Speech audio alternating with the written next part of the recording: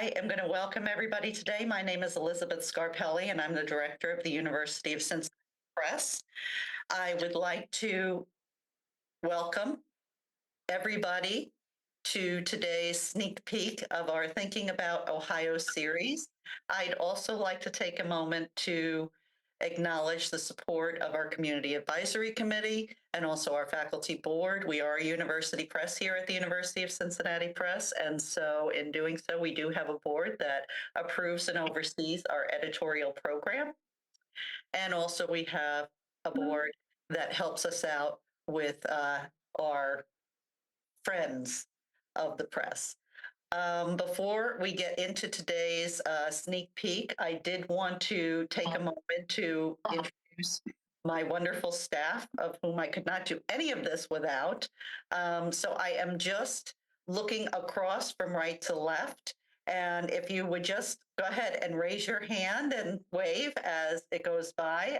This way everybody knows who you are. I like to have a face to a name and also see who's behind the organization.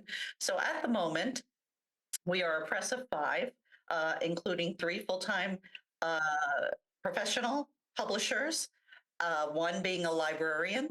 And we also have two students, one a graduate student, and actually, apologies, two a graduate student. So first up is Mark Minnelli. He is our digital publisher responsible for all of our open access platforms. And anytime I say the word open access, I will share with you what that means. It means read for free. And by free, we mean free to our readers. We do not mean free to produce. It actually is quite costly to produce these free books. Next, I am looking at Nick Thompson. Nick Thompson has joined our press about a month ago, and he is a second-year master's student here at the University of Cincinnati, studying history. Next, we have Pam Wisman. Pam runs our editorial design and production departments, and she has a long career in trade publishing, which we are very thrilled with. Pam joined our press about a year ago this month. And finally, we have Daniel Maddox, who is our most senior member of the team, aside from myself. Daniel started out as an editorial assistant in much the same role that Nick has right now, and he has moved into a variety of roles to the point where he is now an assistant editor, and he helps to develop new projects and often works very closely with some of our authors. So with that, I am again going to welcome everybody. If you want to leave your screens on, that's absolutely fine. If you would prefer to shut your camera off, that's fine as well. I am going to just share with you a set of slides, and some of those slides are going to link out to our open access platform. So when I do that, despite the fact that I have done this before once or twice. It's always a little awkward, so just be patient as we go from one environment to the next. I assure you that when you're actually reading one of our books, it's a lot more seamless than me as a human trying to navigate a group of 25 people through this on a Zoom meeting PowerPoint. So just be patient with me. So anyway, Thinking About Ohio. Thinking About Ohio is a book series that we conceived of about 14 months ago. And it was born out of a conversation that I had with one of the members of my community advisory board. At that point in time, I was aware that there were a couple of celebrations coming up. I was really focused on the anniversary of our state, will be happening in 2028, and that'll be the 225th anniversary of the founding of Ohio, or the statehood of Ohio, I should say.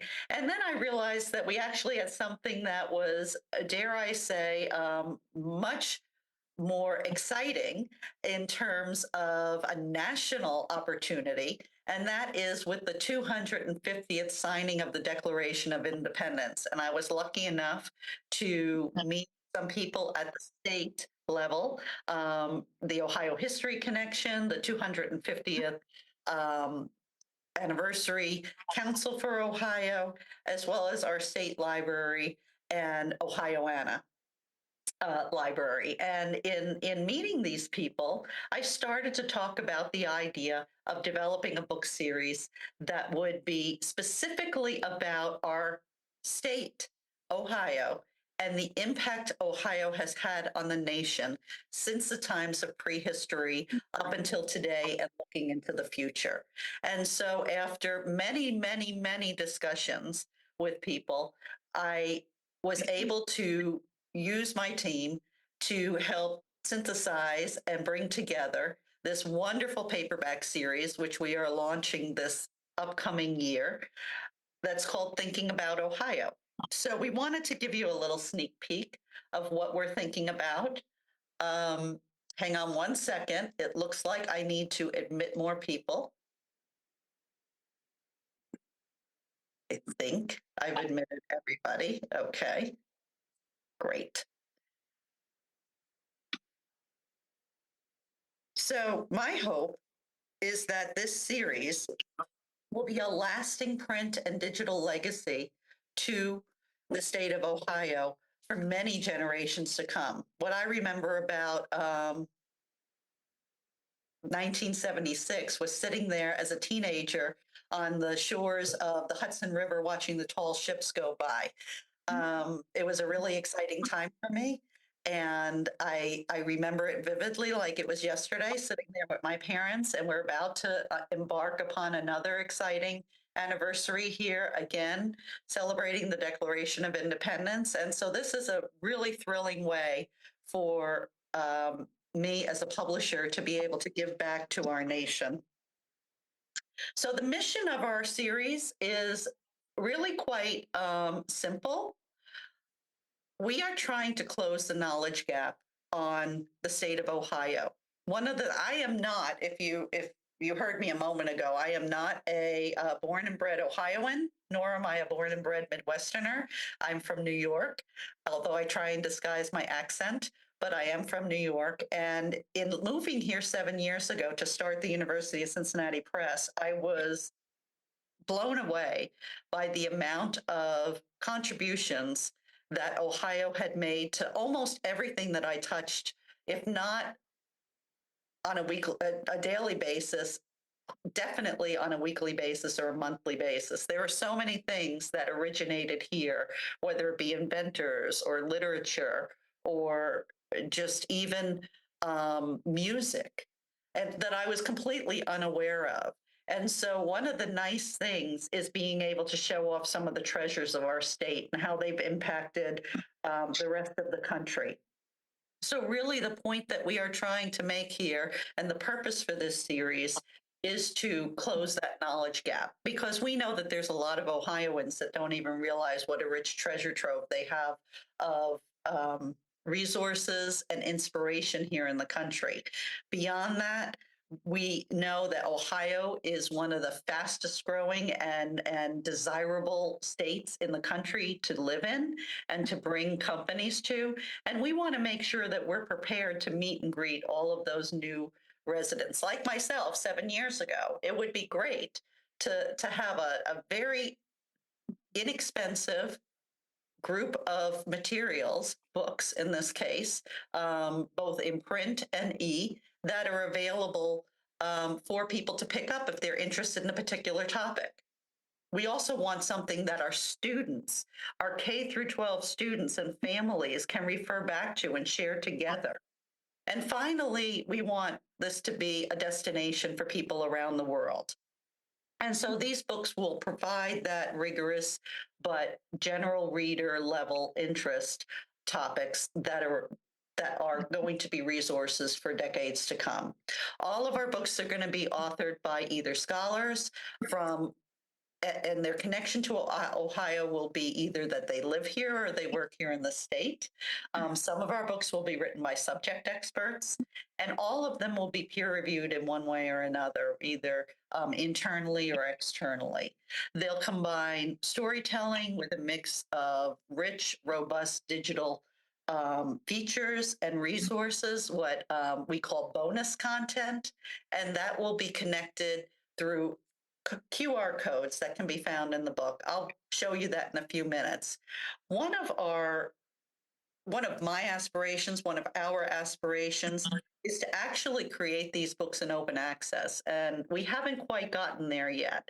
We don't have the funding to do that.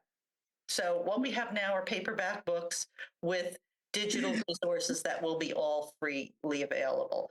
But if I had my druthers, we would be publishing all of these books in open access so that they were available for everyone as soon as they're published and for many, many years into the future. So we are looking for partners on that. We are looking for state funding. We are looking for federal grants, and we are looking for partners. So a moment ago, I talked about the various subject areas. Each of our books will fall into one or more of these categories. So thinking about Ohio is exactly that. And I, not to call everybody out every time something, but I do have to attribute this title to Megan Wood, who runs the Ohio History Connection. She actually said this very casually in a conversation that we were having last year. And I said, I think you might have just named our series. And so we are thinking about Ohio. And we're thinking about Ohio, whether it's health or science and innovation, the natural and built communities, agriculture, arts, culture, sport, transportation. There's absolutely a wealth of things that we could gush about with Ohio. But this is where we've decided to categorize our content. And we know that some of our books will cross several of these content areas, and that's perfectly fine. But it gives us an organizational tool. We had a call for proposals that was hosted or posted, I should say, back in February, and we've received really good proposals. We have received lots of inquiries. I expect more proposals to be coming in, but we actually have enough books now that we can say that we have a nice list coming out for 2026. Again, that's only the beginning. I hope that we'll have about 4 to 5 books published a year over the next 5 to 6 years, so that by 2030, we have about 30 books that are part of this series. So I'm going to turn this over to Pam, who's going to share a little bit about our visual identity and our brand for this series. Hi, everybody. We have been working with the designer to come up with a very simple, versatile logo that works for many topics and color backgrounds. So we've got it in a variety of colors, and you will see it there on the covers of the two 5x8 paperback books that Liz was referring to, and then she'll talk about those a little bit more in a minute. The colors are things that coordinate well with the University of Cincinnati, the state of Ohio, partners that we would be looking at, like the Ohio History Connection. And Liz has mentioned that we have a smaller trim size, which is 5 inches wide by 8 inches high paperback. And some of the starting books in our series, and I know we've got authors on the call here, so I'm really excited that you guys are with us today. A lot of the books are going to be in that format, but we also have a larger format, 12 inches wide by 8.5 inches high, hardcover, which are more suitable for big, beautiful art like Tom Schiff's photography that you see here. He's doing this book on civic architecture across America for us. Thanks for coming, Tom. And those are going to be bigger, more coffee table-like books that can go in museum shops. Tom's going to have an exhibit at the Cincinnati Museum Center with this photography. So we have 2 different formats in this series.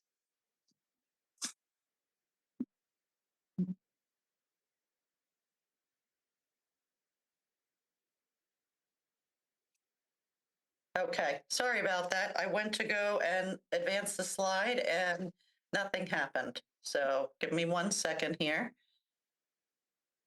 All right. So here we are at a book that is going to be on our spring 2025 list. For those of you that may have published a book before or are familiar with the industry of publishing, you know how far in advance we work on these books. So this book has actually been part of our planning list for or our pipeline for a couple of years now, and we are so excited. So this is a book by John Hancock. Some of you may know John. He is a faculty emeritus in our DAP college, and he specifically is an architectural historian, but he's also one of the team that worked to get the UNESCO designation for our Hopewell ceremonial earthworks last year. And so we're very, very blessed and lucky to have John as one of our authors.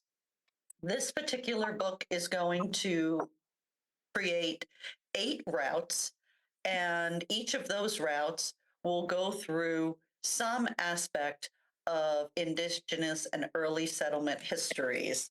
It's one of the only books that is available that will look at these earthworks from an architectural perspective, as well as the post contact and post development perspective of historical interpretation over the years. We are very, very excited to have this book. There will be some original maps that are created for this book that John is working with a cartographer on to develop. And then we will also have a digital bonus content map that people can actually interact with. I'm going to show you that in a few minutes with another book that we have. But this book, if you remember that big, beautiful red and blue wheel a minute ago, is part of our big ideas category. And this is the arts, culture, sports, and recreation. And again, this book will be out next spring. Pam, do you want to tell us a little about the interior? Sure. Thanks for being here, John. I think I'm really excited that this is one of the first ones that we get to work with in this series. Now, John is still working on the content for the book, so some of these preliminary design elements for his book might change. But what I really like is that there are so many different design elements in John's book that can be modified and customized for each topic as we go ahead. So these are 5x8 handbook sized books. John's got a variety of content here, so the design can accommodate photographs, maps, other artwork. You see a part opener here that has a map kind of in the faded in the background. We can change that for other topics as we go forward. You can see on the right-hand side that we've got sidebar that tells us where we're going to be going throughout the Brush Creek route. And this is not an actual map of the route yet, but John's going to be working on those, as Liz said. So if we go to the next slide, these are just some more examples of different things that we're working on with the design. You can see with this sidebar on the left-hand spread of the side trip from Fort Salem Earthworks, there's a engaging icon there that, you know, indicates that this is a side trip. We have other ones for larger destinations like Serpent Mound and some smaller ones also. You'll see a QR code there on the bottom left of the second spread. Again, that goes to bonus online content like videos and those story maps that Liz was talking about. So working with the designer and working with John on a sample chapter for the design has really given us a lot of options that we can either use or not use or change to fit the topics or the colors or whatever it is that we want as we go ahead with the series. So here's another example of one of our books. This is also in the smaller format. And the reason for the smaller format, we do hope to actually have 3 sizes. The middle size between the small format and the large, beautiful, highly illustrated format is more designed to be a basic narrative that might have some link outs to it. But these are designed to be small, easy to throw in a backpack or maybe in your glove box of your car, because they do involve going somewhere, whether you're going somewhere in your car or on your bike or some other mode of transportation, your feet perhaps. Um, these are meant to be used and referred back to. So we were very lucky a couple of years ago to have an author team, and I did see at least one of our authors on the call, Kathleen Smythe and Chris Hanlon. They came to me with an idea about a bicycling book, and I said, "Well, I love it, but I'd like you to do more than just Cincinnati." So after we published the Cincinnati book, then they began working on a Dayton book. And so Kathleen Smythe will be bringing us a cycling through Dayton book that will be also be out next year. So these books create 20 or so routes that are appropriate. Some are appropriate for everybody, families, novice bikers, and others are more appropriate for seasoned cyclists. So you'll see in here a variety of information in terms of the history of what you're passing on the routes. And that is really the idea. Again, we are talking about how Ohio has contributed to our nation. And so it's not about just turn by turn here, turn there, ride a mile, and then you'll get to something.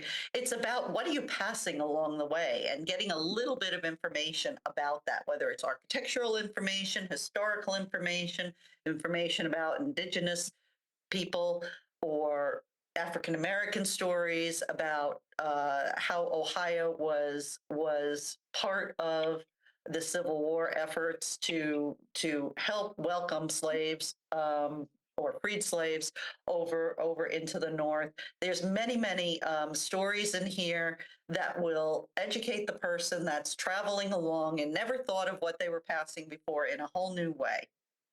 Again, there's that QR code that, thanks to COVID, we're all very familiar with now.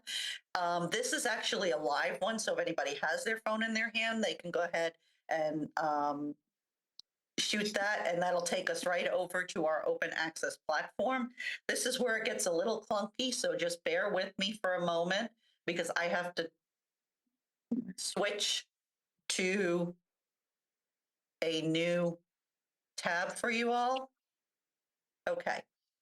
So if you were lucky enough to have your phone in your hand, you probably got there before I did, but this is our open access platform. This is the Cycling Through Paradise Historic Tours Around Cincinnati platform that has been up for the past several years.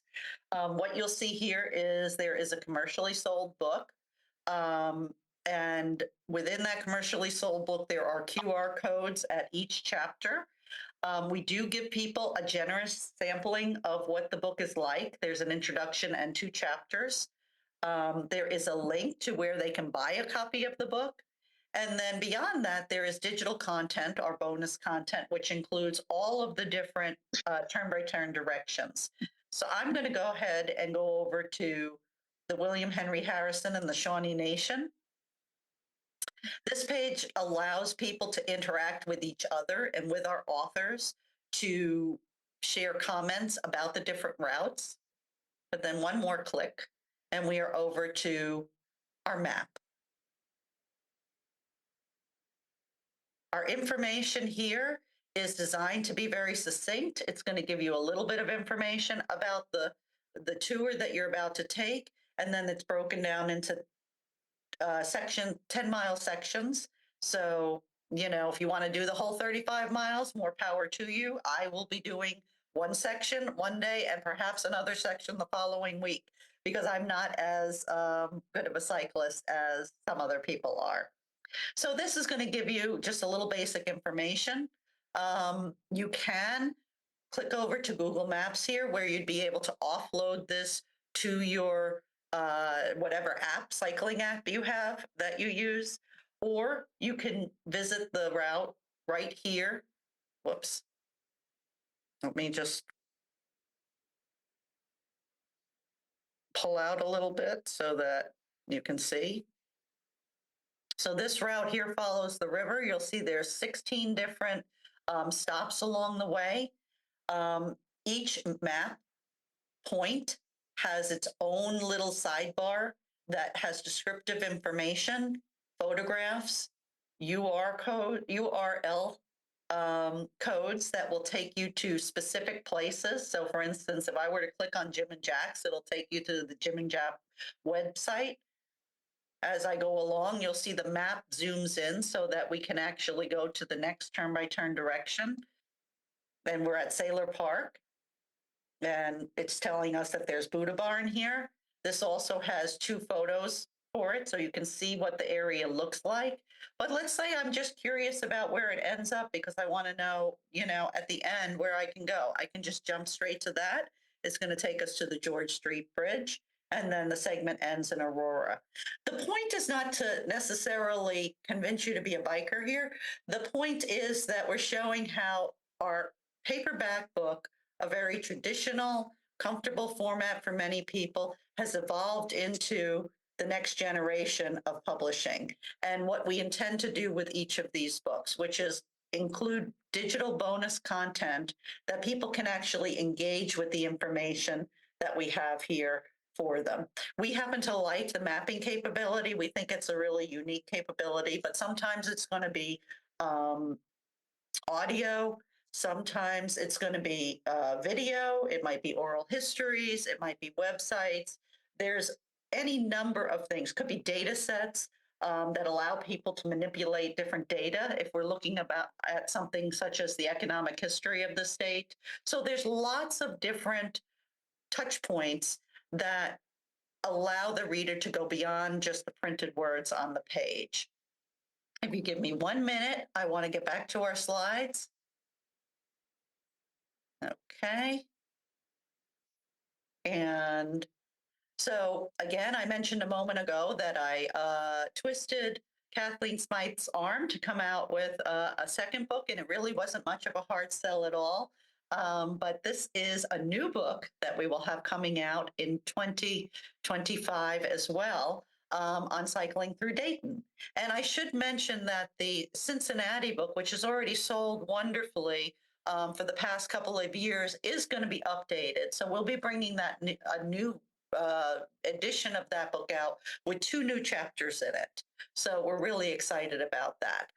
This QR code will not work. So if you're wondering why our functionality doesn't work, this is just a prototype right now. So I want to take you for a minute just to see what the reader will experience when they go to, uh-oh, what happened here? Hang on. There we go. Okay. So this is our splash page. So again, this is our open access platform. If somebody Googles thinking about Ohio, as soon as we publish this page right now, it is, I believe, and Daniel would be the one to tell me that, that this page might be available, but you can't see a lot of content beyond this page because these are all books that are in the works. But eventually, over the next couple of months, more and more content will appear. So as you revisit the Thinking About Ohio page, it'll just get bigger and bigger. So this is what we call our splash page. Again, we have our strong branding here. We have a little description about what we have, and then we have the beautiful wheel. And again, this shows us where all the subject categories are. So people that are looking to see, well, what am I going to learn about this if I'm invested in these books, will see, oh, I can follow the track for transportation and aviation. I can follow the track for history and politics. If I'm interested in the different regions of Ohio, maybe communities and regions is what you want to really follow. Our call for proposals can be found on this page. And what you'll also see is, and this is what you wouldn't see right now, you'll notice here there's that little draft sticker. These are only things that I can see because I can sign in as an administrator. So these two books are in the process of being built on our site. But this one, if you want to see bicycling through paradise, which is about Cincinnati, this one you can actually visit today and interact with. Hang on one second. Let me go back here.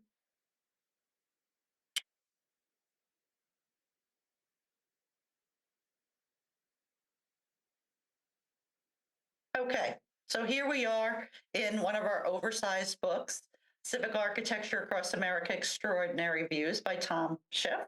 And we have a foreword by our governor, Mike DeWine, which we're very excited about. This is a co-publication, as Pam said earlier, with the Cincinnati Museum Center, and an exhibit that Tom will be doing over next summer and into the fall. And then that exhibit will go traveling throughout the country, which we're very excited about. You'll see the big idea here, not arts and recreation, but this is the natural and built environment. So, oh, excuse me.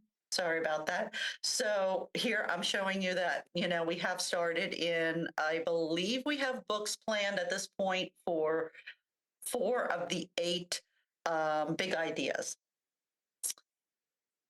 I'm going to flip this back over to Pam so she can talk a little about our branding as we go into our oversized books. Okay, and I will do that. But Liz, Diane has a comment in the chat that you might want to address when we get closer to the end of this. Okay, that sounds great. Thank you. I can't see the chat, so somebody might have to read that for me, or we'll just unmute somebody. Okay, great. So this is an example of the larger format hardcover. Tom's photography is amazing, and just like John, he's still working on this book, so some of this might change. These are just samples, but this is a bigger coffee table format. It's a simpler, more classic design treatment than the smaller trim size in the paperback that we showed you before. And again, it's much more high-end, gifty, kind of a book that can go with these kind of special events. And also, I wanted to mention that we are printing this in the United States. Most of the time we do these books overseas, but all of this is going to be printed in the US. And you can see here some examples of some spreads of Tom's amazing artwork. This book is going to have foreword, introduction, essays by prominent figures, historians, government officials. We have a nice endorsement by Governor DeWine, museum staff from the CMC for this particular title. But as we go forward with the series, we're hoping to be able to get more of this kind of book, potentially more from Tom as well, and do a number of books in this larger trim size. Okay, so this is just a tease. This is not meant to be an entire list, but this is an example of some of the proposals that we have gotten in that we feel very, very that we are very excited about.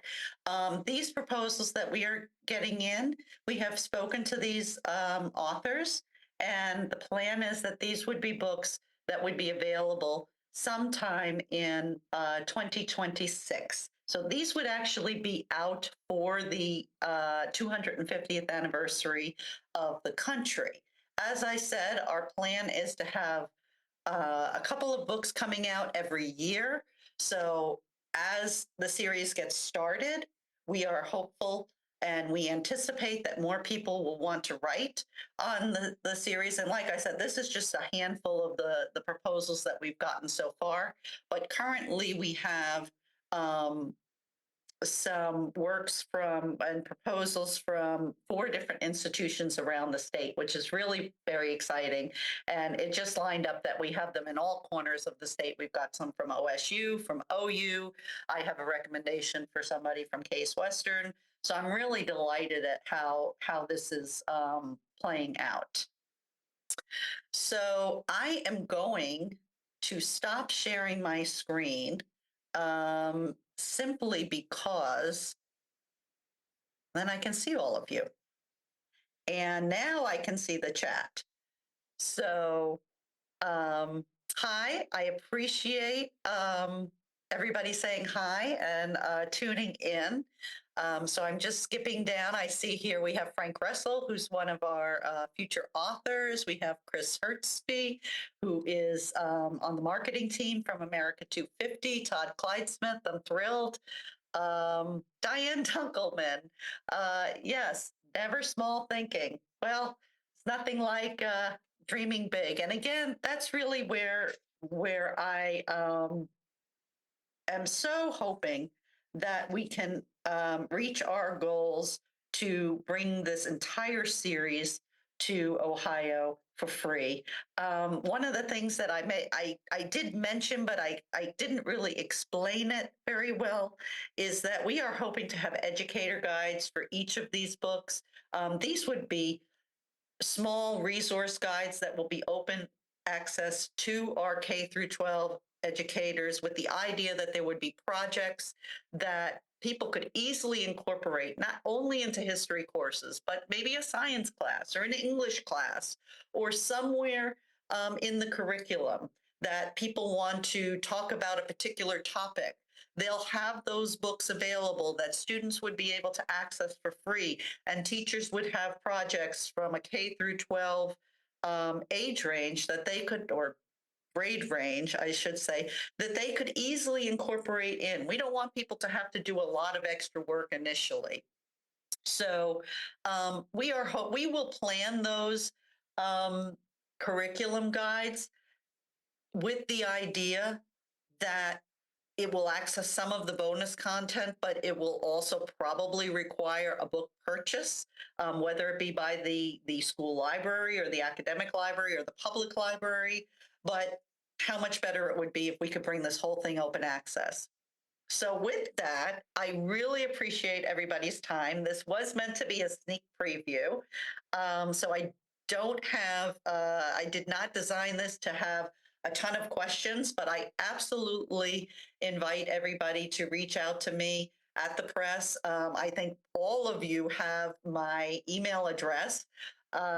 And most of you have my cell phone number as well. So please feel free to either write to me, call me, if it's information or ideas you want to talk about with, functionality, design capability, I will most certainly put you in touch with one of the other four members of my team. If it's about projects or fundraising or anything like that, I'm your girl. And so I would really, really, I hope that you will take this small sneak preview as something that has whet your appetite, and you get as excited as we all are here about the Thinking About Ohio series. Thank you.